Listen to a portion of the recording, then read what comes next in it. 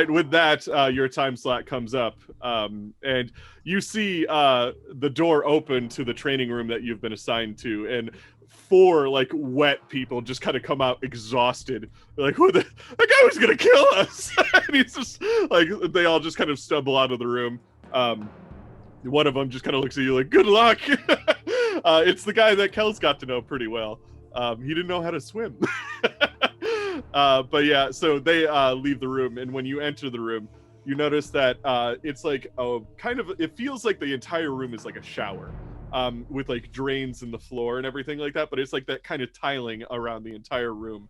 And there's like, it's just kind of a big square empty room that seems rather large. And there's like military writing on the side, like room T-05 or something like that. And you get into the room, and John Neptune is standing in the center of the room. And he goes, "Ah, yes. Is this Beacon crew yet?" Yes, sir. What's it to you? Oh. Yes. I look over at Kip with just like the widest eyes of like, what are you doing? Tell me, have any of you do any of you know how to swim? We just had a guy in here that No. know what the hell he was doing. Do you guys know how to swim? It's not on my character sheet, but I think so.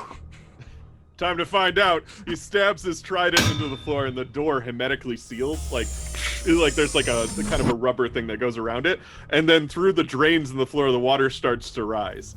John Neptune's just standing there, just like, "You ever been completely submerged in a firefight before, any of yous?" No, The water just keeps getting higher and higher. We have zip line I've- with a firefight. That's kind of the same. I wasn't fighting. In ice. Were you? Like Captain America? For net running. No, when I net run, I'm gonna Yeah, tell I was about to say, are you the fucking Avatar? The water starts to get higher. Does anybody have any cyberware on their legs? Wait, no, not on my legs. It starts to get to about knee height. Can I ask a question before it gets to head height? I think you know where I'm going with this. Do I even need to worry about breathing underwater? Probably. And he goes, "Have any of you seen what happens when your cyberware gets completely submerged? Any troubles?" No, I mean, I sit in a pool like almost 90% of my life. That's a good start. That means you've tested it. Are you sure your cyberware works? Yeah, man. It starts to get to about like chest height. I'm gonna hold my left arm over. I'm like, I know what happens when your electric arm goes into water. You're talking about me? No, Yes, you that's know. like It's like your arm just hasn't worked. I mean, your arm actually doesn't have any cyberware on it. It's purely prosthetic, isn't it? Like, Mine? I have the taser Kip's. grip. Yeah, no, Jason has a whole fuck ton of shit on him. But, like, Kip, I think your arm's just metal, isn't it? Like, you don't have any crazy weaponry inside of your arm. No, not yet. I left Mine that is- open. Yeah, exactly. Mine is that too. Well, I have like an audio thing. Like I can speak louder. I have a megaphone, basically. Yeah, but the other important thing that's happening right now is your clothes are starting to get soaked. Yeah, Which not, is kind not, of... yeah. Not You're Kip, gonna though. have to try harder than this, buddy. Listen, you didn't see these pants before I got This here. is not the wettest I've been today. Did we agree that I still have my TV skin? Yeah. Oh, your TV skin's probably starting to frizz a little bit below, like, wherever the water's hitting it. Just a little bit. Not, like, in a way that's, like, painful or anything, but, like, Jason, it's not I grabbed working Jason. correctly, for sure. I grabbed I Jason want- by the upper shoulders. I want my face, TV and skin. I'm like, don't be scared. to- Just look at me. I want to Meanwhile, attempt to have That like is little looking fish. super nervous. I want like fish flowing through my skin. Yeah, see, like, and it's filling as you're starting to get underwater. Yep. That's amazing. I'm holding your shoulders. I'm like, just look at me, buddy. Don't be scared. It's just the ocean. Tell me, have any of you seen the effects of what happens when somebody gets completely submerged in the water that is surrounding Night City thanks to the Third Corporate War? No Is it one's supposed to dying. get in the really I would like ocean. not. Don't No. No. Into The water's supposed the to feel room really starts warm. the water from the sides of the wall you see this kind of like black sludge start to seep into the water, and it's now getting up to about like collarbone height. Does anybody have any cyberware that gets submerged at this point? Not yet. I mean, I got my arm. Not I am holding my arms up. Yeah, everybody's like not if nervously my holding. arms up. Yeah. I don't. No, not me. I'm used to No, water. Kip's fine. No, you're fine. Kip was born in water. Yeah. He had a water birth. Or you're about to Oh, figure out a lot. God. You're about to figure out that your cyberware can do a lot more than you think it can. It might. It's like, have you ever tried to communicate with your teammates when you're completely underwater? And it starts to get to about nose height now. And you can see that Johnny Neptune's gills actually kind of like up like that. Zed is panicking. Kels puts his goggles on. I want to say, Jason, you're having a lot of issues because it's now at this point, unless if you start swimming, it's now probably getting into your neck ports. Well, I'm going to communicate that the water feels very warm right now. No, don't ask about the temperature of the water. Me and Rick came to that conclusion way early on in our relationship. We just don't talk about how warm or cold the water is at any time. Because you'd be surprised how offensive it can be when it's cold. I'm trying to see if swimming is a skill. I don't think it is. I don't think it is. I don't think There's one Cyberpunk skill that's thought going to come water in would be handy a thing. during all this, but yeah, it's not Is yet. it bribery? Is that the skill? Is that the skill? I want everyone to kind of roll, let's see, reflex check, plus anything that you think, reflex plus athletics. Nice.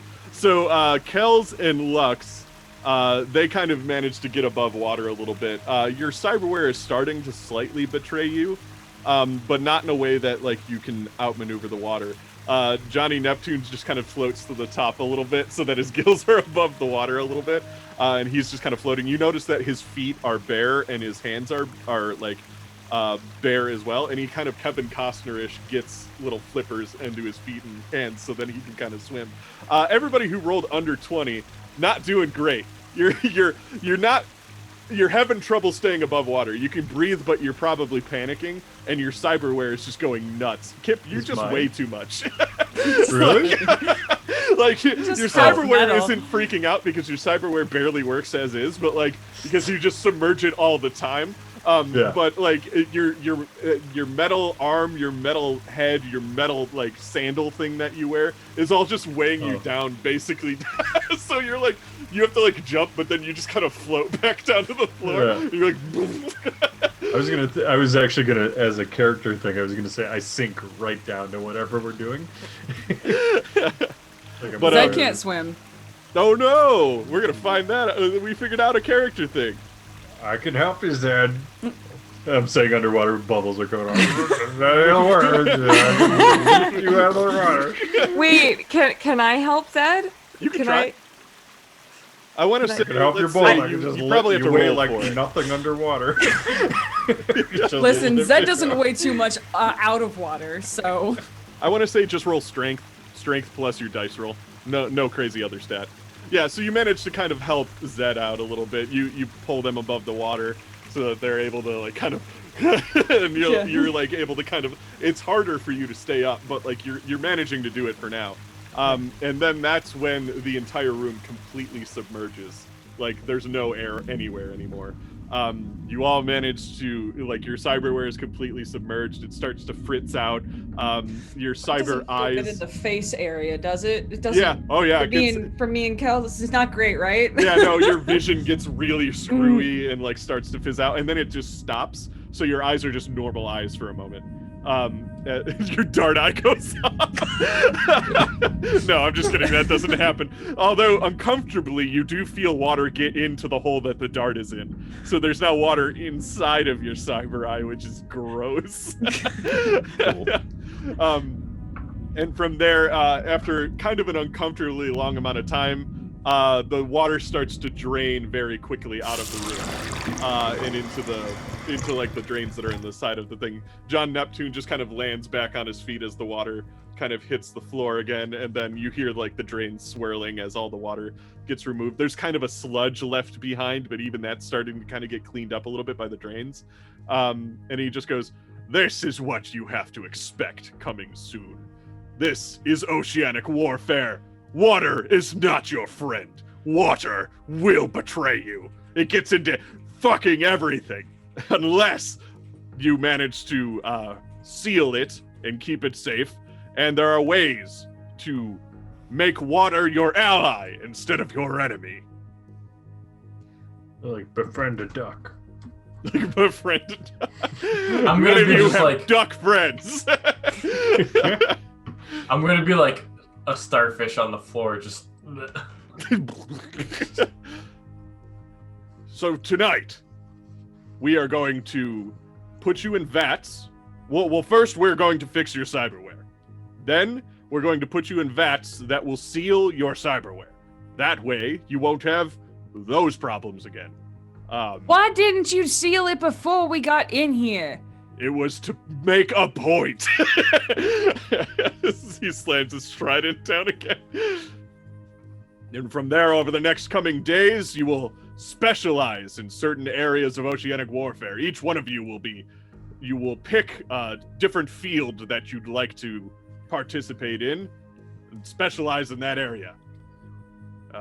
Can I choose not being underwater? No! He slams his trident again.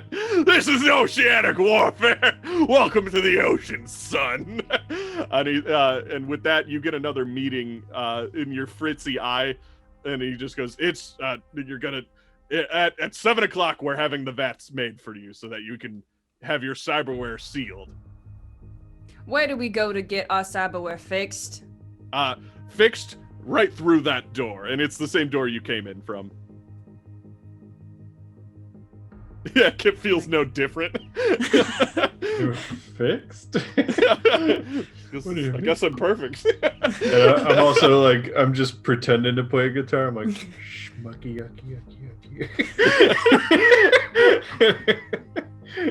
And tomorrow morning, we're gonna pitch you against a rival team to see if how much training we have to give you, and how good you are out of the gates.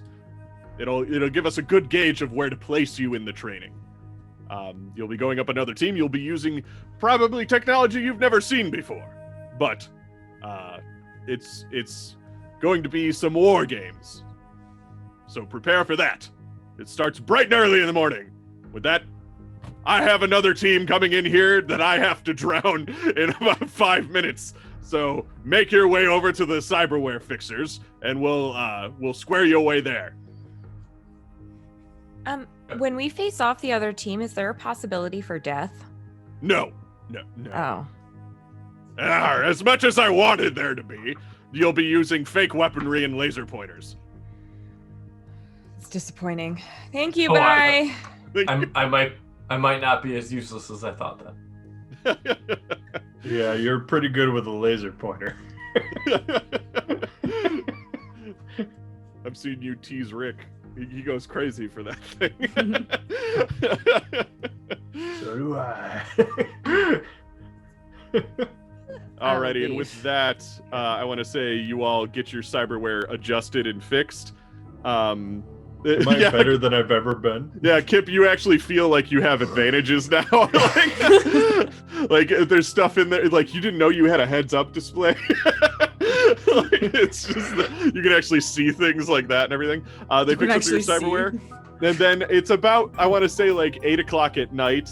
You're probably one of the last teams to get into the vats, but essentially you have what I like to refer to as a hot tub episode, where you're all basically, it's a little bit like Star Wars when they go to like fix you in Star Wars. They put you in those vats and you have like a breathing apparatus that kind of does that. Yeah. It's like this, you're not bathing in water, but whatever it is warm and like kind of like an oily thing, and it seeps into all of your cyberware and essentially is sealing it against water damage.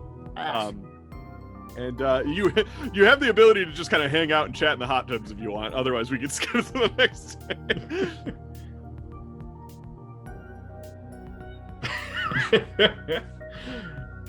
Kels, how's your boomerang doing? It's so wet. Yeah, I bet that's weird for you. This is like an average Tuesday night for old Kip. Jason, how's your boomerang? I got one Wet. question for everybody. It's wet. It's wet, yeah. It's wet. Zed, your boomerang? Yeah, luck. Zed is really grumpy and is just not answering any questions. My boomerang is spicy. Interesting. See, my boomerang is loud. I'm just thinking of different adjectives that There's like a janitor like kind of mopping up any of the ceilings that kind of gets on the floor, and there's just like, how's your boomerang doing? Answer me, you coward. Get back. go. Alrighty, and with that, there are bunks on site that they lead you to, and you basically get to share it with a few other people. So it's like kind of like a hostile situation where it's like you get it's like there's enough bunks for all of you, but then there's a whole bunch of bunks for other people. They're all kind of chatting about their day. A lot of them are exhausted because they just got drowned earlier. And then some of them are excited because maybe they did well during that, or they're just excited about the war game that they get to play tomorrow. And some of them are talking about weird things they heard about, like dolphin weapons. It's just weird things that you don't really, it just sounds all so interesting. Bright and early the next day, you hear what sounds like an ocean horn wakes up everybody in the bunks. And a lot of them, some of the military types immediately get up and they start getting dressed and, you know, rushing out the door. Other edge runners, like somebody throws something. That's me. And the horn goes off a few more times, really not giving anybody any room to do anything. Zed, I guess you've been designated team leader for your beacon crew because they keep sending the notifications on where to go and what to do to you directly. I hate it. Yeah. I hate it. I haven't I'm still admitted asleep. that they send them to me too. I just I wave Listen, them it hadn't worked for a while, and they fixed it, and all of a sudden you get like you instantly got 2,000 messages. so many emails. My inbox is full. From that, we smash cut to a lot of tired people standing in what looks like a gigantic pool room. This room isn't like, you know, it's not like the water's going to come to you in this one. This room is set up to basically kind of look like a base that may, something along the lines of what an OTEC underwater base kind of looks like. There's different people, the Team 11 that you were talking to, or that was talking to you, at you, the other day, John Neptune is just sitting in this center above the room, and he's just watching very intensely. His eyes seemingly never blink, or sometimes maybe you catch it out of the corner of your eye, his eyes blink sideways. And he's standing with his trident on this platform. But the other team members of Team 11 are standing there. And it depends on what you would like to do, but each one of them kind of has they're holding like a sign above their heads that says what they specialize in, and it's kind of like a way to taste or demo what you might want to specialize in. So one of them says something, they're standing next to all the submarines and submersibles, vehicles and stuff like that, and they're stressing that they're the vehicle tech expert. Somebody else has like a bunch of grenade launchers and bombs and underwater charges and depth mines, and they say something along the lines of demolitions and tech. There's one guy that has he's kind of standing alone, like nobody seems to flock to this guy.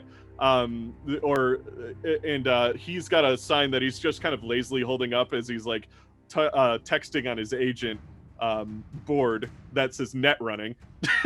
And then there's another one, the very attractive woman that says underwater combat. And she's holding the biggest fucking gun you've ever seen. Like, it's just like this gigantic gun, and she's just kind of standing there with it.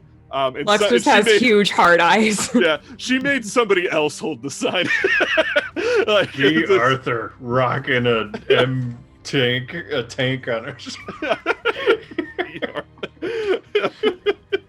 But yeah, you're able to kind of pick what you would like to demo to specialize in for this war game. We all look at each other at the same time. We all nod, and we all say at the same time, "Everybody ready?" Net running. Oh, I was gonna say underwater basket weaving. Underwater basket weaving. Let's not go into that. What you all hear, just as a fun aside, is that a dolphin? You hear like a dolphin making a sound near the tech guy, and a splash. I mean, I'm going to vehicles, obviously. That makes sense. I'm gonna go to underwater net running. Underwater net running. Who's the vehicles? Mac.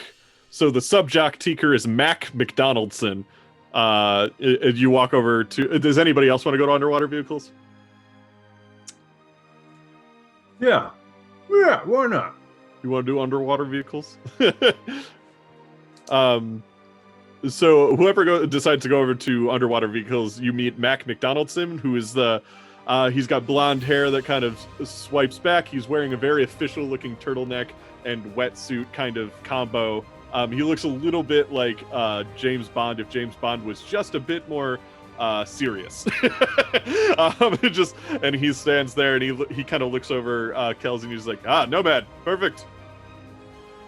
Yeah, I'm excited to give this a shot. That a vehicle link you got there? Yeah. That's perfect.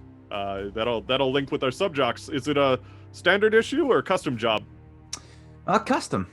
Custom job. Okay, well we might have to work with that, but I'm sure we can get it up and running with our subjocks. No problem. You ever piloted a subjock, son? Yeah. Submarines are the motorcycles of the water. He doesn't agree. And semi-truck of the water. And then Kip, you said you were going to subjects, or did you want to do underwater combat? I'm in subjects, but I'm out of play. I'm a fish out of water, some might say. So you go to subjects, and he looks over at you. He's like, "Oh boy, look at you. You ever piloted? Look at me. You driver by trade? I don't know how to drive at all. Oh boy. I usually jump on Kip or Kels' I'm Kip. But you're Kip. I'm Kip. I'm Kip today. Well, this will be interesting. He kind of looks over at Kels. He's just like, "You might want to coach this one." He helps with like weight redistribute. Okay. Yeah. You well, maybe we can get you something more.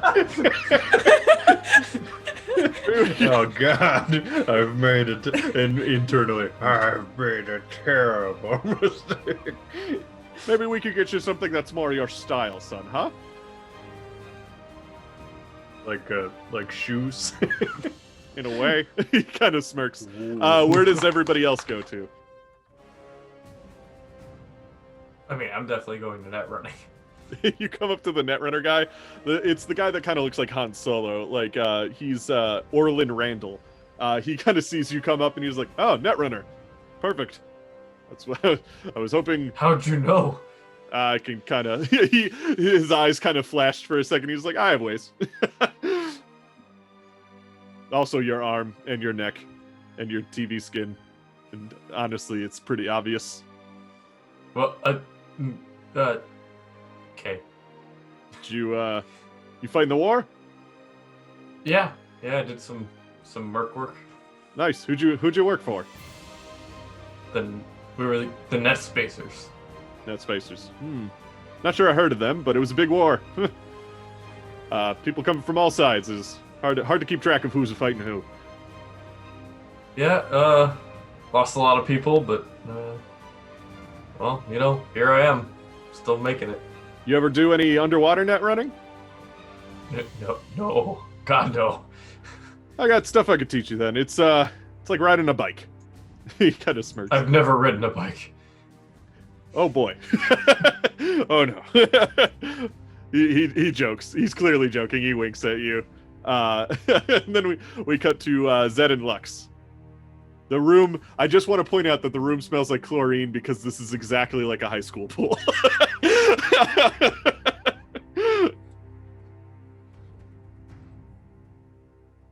Zed is standing there, looking at the options laid out before them, and literally feels completely useless.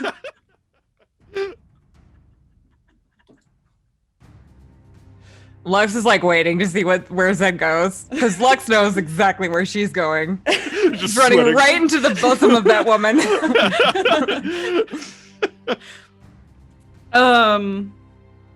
Well, I guess I will go to. I guess I'll go to. Oh, jeez.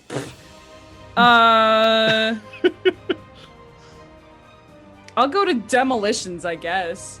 I was about to say, demolitions in tech is kind of more of Yeah. what a media would probably do in this Cool. situation. Sweet. You walk up, and Malcolm is your teacher. He's a handsome black man who wears his wetsuit kind of zipped down a little bit, which is ironic because he doesn't like the water.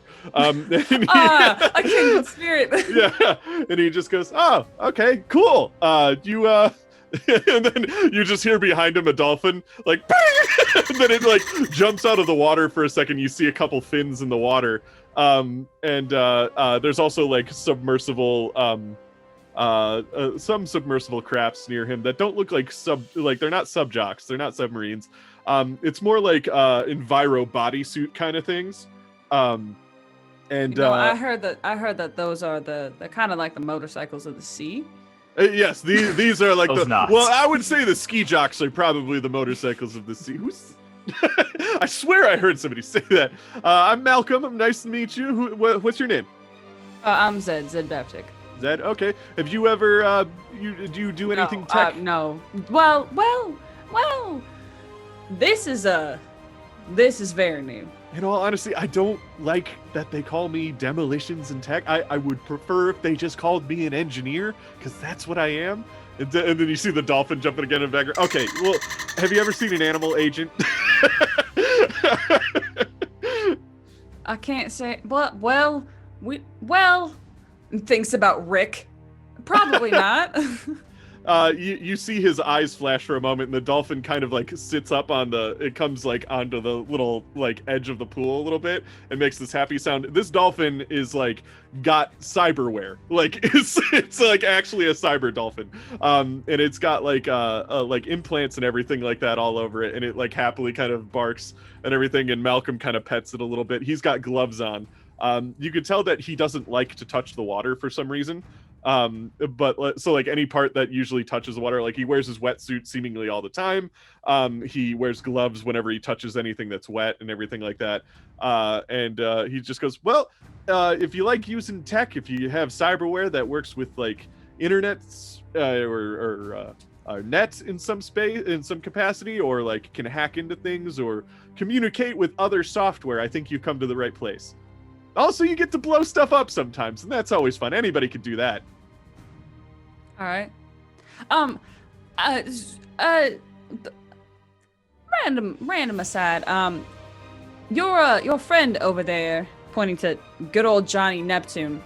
He's in the little thing. He just looks like the captain from Evangelion, just kind of like overwatching the entire arena.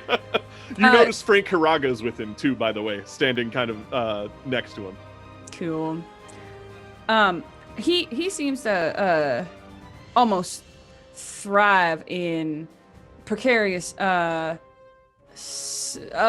underwater ventures. Yourself, you seem a little bit more adverse to the. Oh yeah, I have an allergy. I'm allergic to LBMs and FBMs in water, thanks to the third corporate war, so I literally can't touch the ocean. Like it would be very bad for me. So I try to stay. That's why I kind of prefer to get into submersibles and submarines instead if I have to do with anything involving oceans. Or I have these little guys helping me out, and the dolphin just kind of like. Dolphins don't do that. This one That's does. a seal. Are you sure you're not describing a seal? Cyberpunk. They cannot clap their fins together. They're- It could. Then it jumps back into the water, or kind of like turns back into the water, and he throws a fish into the water. All right. Why not? Why not? That's the way to be. And then Lux, shining on the horizon is this beautiful woman named Madison, whose hair is flowing in the wind. She's holding a giant machine gun. She's probably got her boot on top of a lackey or something. She's like, I only take 2 people, ass kickers or ass kissers. Bleh. People that kick her. Nailed it. Iconic. What a queen. She sounds like she sounds like a drunk man. But no, I'm just kidding. She's not standing on anybody, but she is holding a gigantic gun, and she sees you, and she's like, "You must, you look like the kind of person that could use one of these." And she, as you're like walking up to her, she tosses you this gigantic gun. It's like this anime moment. There's suddenly glittering like little things everywhere, and it's just my eyes get really wide.